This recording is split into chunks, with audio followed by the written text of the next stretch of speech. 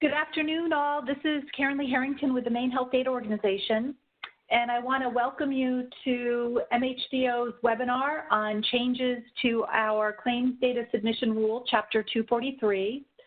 I know there are quite a few folks on the line. There may be others that join, but we'll go ahead and get started. I appreciate that you've taken time out of what I know is very busy days for all of you. So we'll try and get through this as quickly as possible and answer any questions that you may have.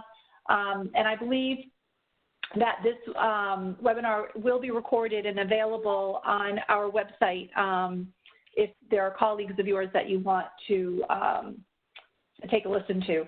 So just quickly, a few housekeeping things before we get started. If you would mute your line and make sure we're not put on hold. And if you could submit your questions via our webinar chat feature, that would be great.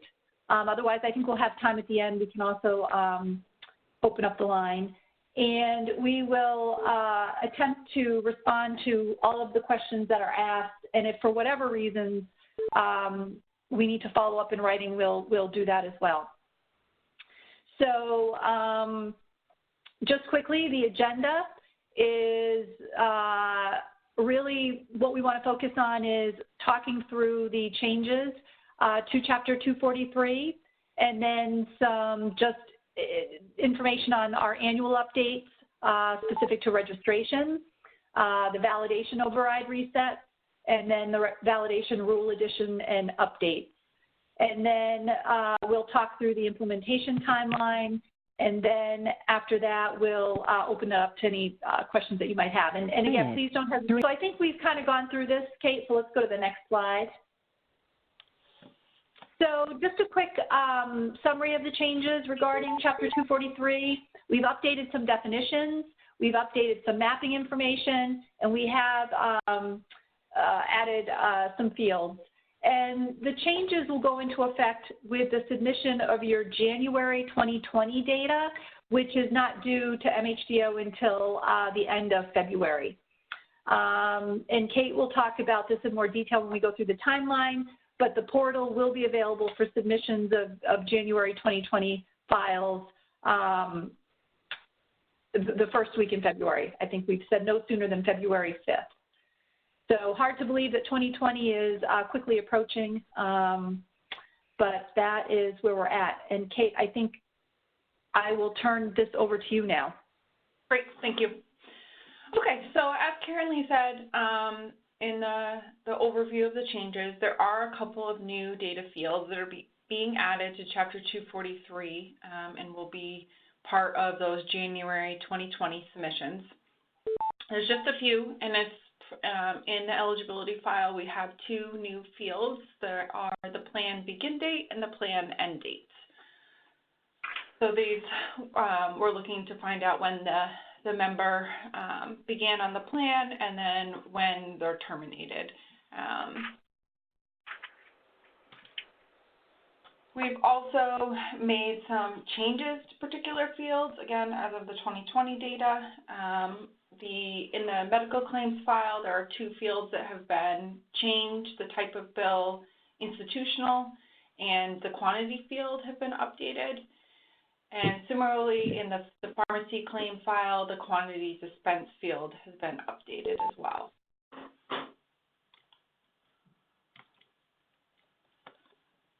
So at the highest level, thinking about the changes to the actual rule and the fields, there really aren't a lot of changes.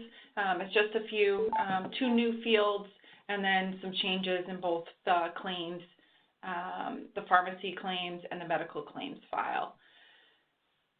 The other activities that happen as part of this transition are the annual registration updates that many of you are very familiar with if you've been submitting with the MHDO for the past year or so. You'll know you've been through this process. What we're looking for you to do is to go into the portal and review and update your information.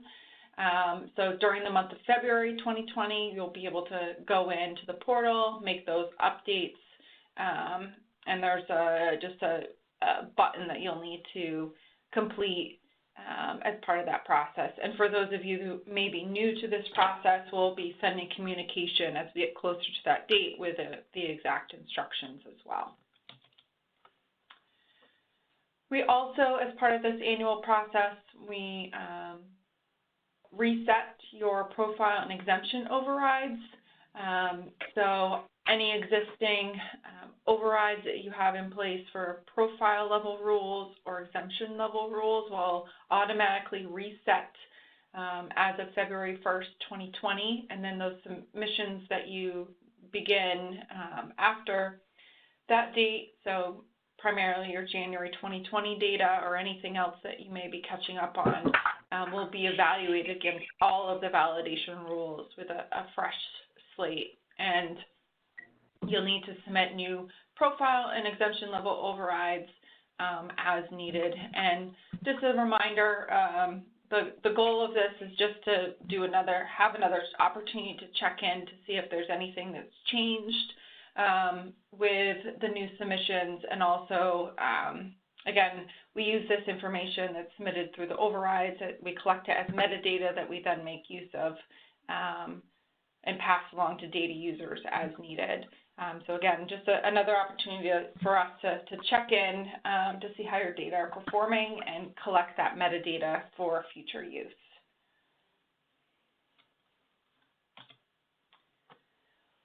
So as far as validation changes go that will be implemented, we'll have a couple of new validation rules for those new fields in the eligibility file.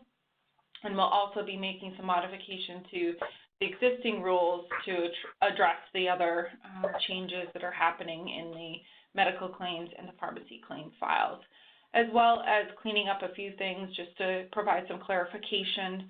Some of the changes in the rule chapter 243 were updates to definitions or clarifications on some of the descriptions of particular fields, and we'll carry that out through the validations as well. So this is the timeline for the implementation. Testing of the Chapter 243 changes will actually begin and be open beginning next Monday, December 9th. We'll be distributing instructions on that day to let you know that the test portal is open for use and just provide some information on the goals of that testing period and how to get in touch with us if you need any assistance. So the testing period will run from December 9th through January 17th. The test portal will remain open through the end of that month for those of you that want to continue testing, but we would like to get any feedback or concerns related to the changes by the 17th. So that we have an opportunity to address them before the changes are pushed to the production portal. And then, as I mentioned earlier, regarding the annual registration updates, we'll be sending email instructions at the end of January. And the last day for any period of data, whether it's December 2019 data or anything, any other files you may be catching up on, the last day for us to accept the current, or what will soon be the old Chapter 243 format, will be January 31st, 2020. And then we will have a brief period between February 1st and February 4th where we will not be validating files that are submitted. So if you do send something in the new layout, we'll be holding it and then processing it on the 5th, just so we can make that migration to the updates. And we'll, as of February 5th, 2020, as Karen Lee mentioned earlier, that's the official start date for the new format, and we'll be expecting the January 2020 data to be in by the end of February. And then for any of you who submit on a quarterly basis, your quarterly deadline will stand as well. And the annual registration updates will be due by the end of February as well.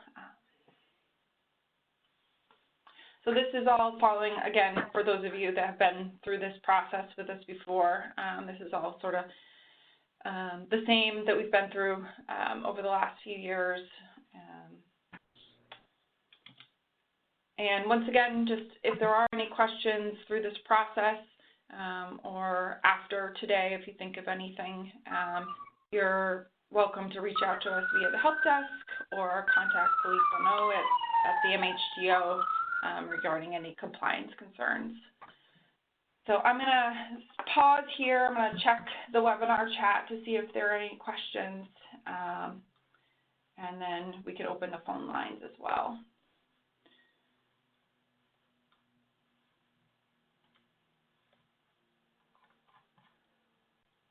So I'm not seeing any questions via the webinar. Does anybody have a question they'd like to ask via the phone? A date can't be before the Hi, it's Mary Poulin from Tufts Health Plan. We're not currently submitting, but we were planning to. So it sounds as though what we should do is start with the January 2020 and just go with the new format. Is there any special testing because we haven't submitted files before?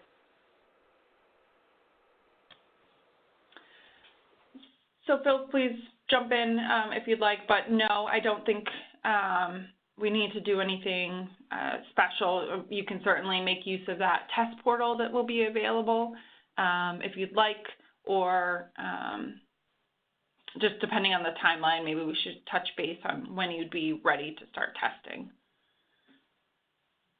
Okay, thanks. We'll get in touch offline then. Sounds great.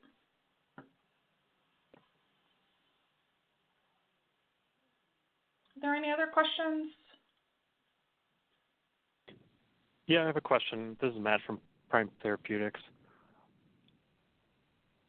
I'm wondering, when it comes to the plan begin date and end date, I feel like our information is going to vary wildly because some of our plans may be like 15 years old and a member may have just been added to it. So are you looking for the actual date the plan was created or the date that we're kind of really reporting?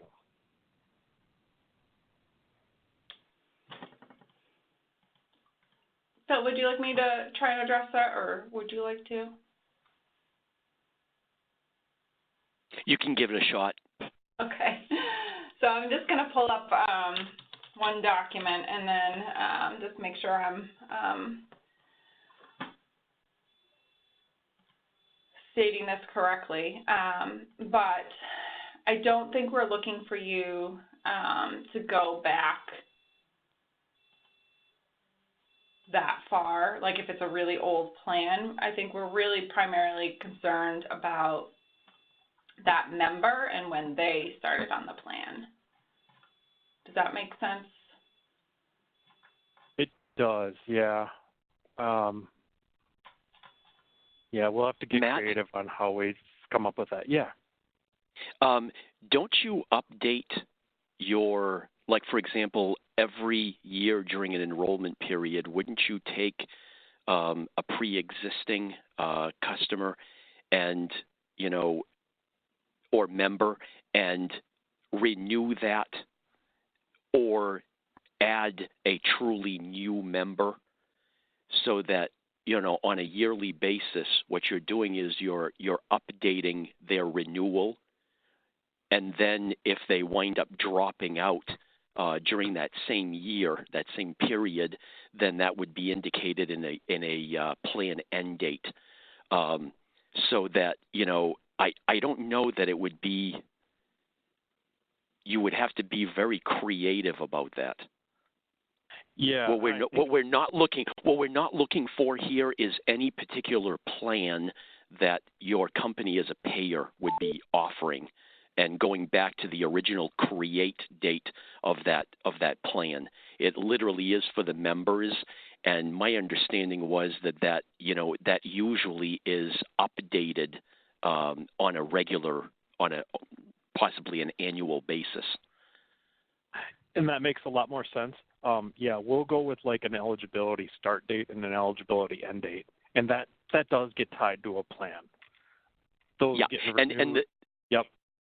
If you look at the 837 map, I'm sorry, the I believe it's a 271 mapping for those fields. They will specify that it is with respect to eligibility and not literally the plan itself.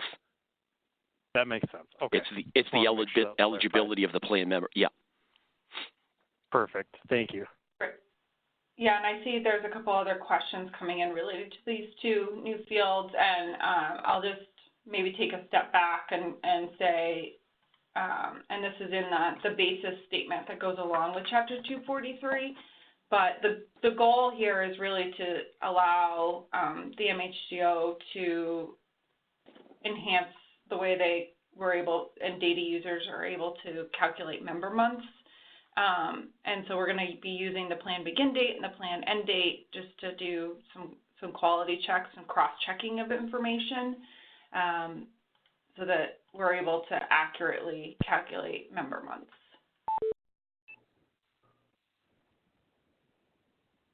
So again, back to Phil's response, I think the goal, the intention is really to capture member level information regarding the plan start and end date.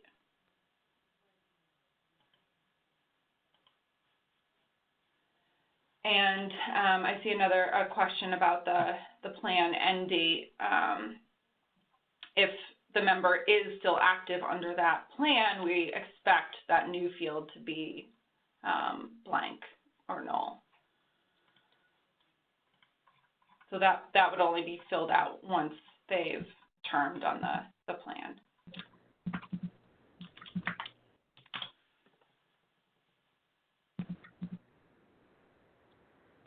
Yeah, and it does specify in the changes, the description of that field, it says for open contracts, leave blank.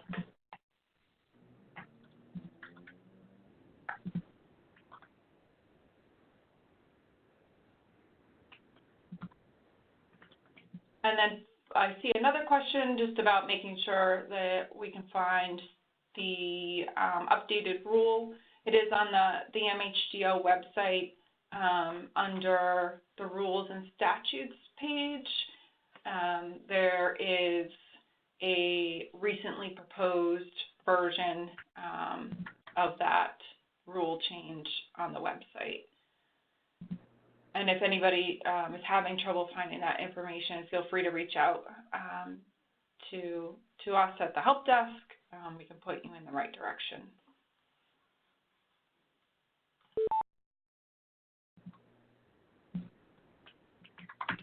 All right, Kate, are there any other questions? No, I think that's it for now. All right, any final questions from folks on the phone? All right, well, I know you're all very busy, so again, thank you so much for participating on this call. And if you have any questions, somebody have a question? Okay, so anyways, thanks again. If you do have questions as you start to work through this, please don't hesitate to reach out to the help desk. And happy holidays to all of you. Thank you. Thank you. Bye. Thank you very much. Thank you. Thank you.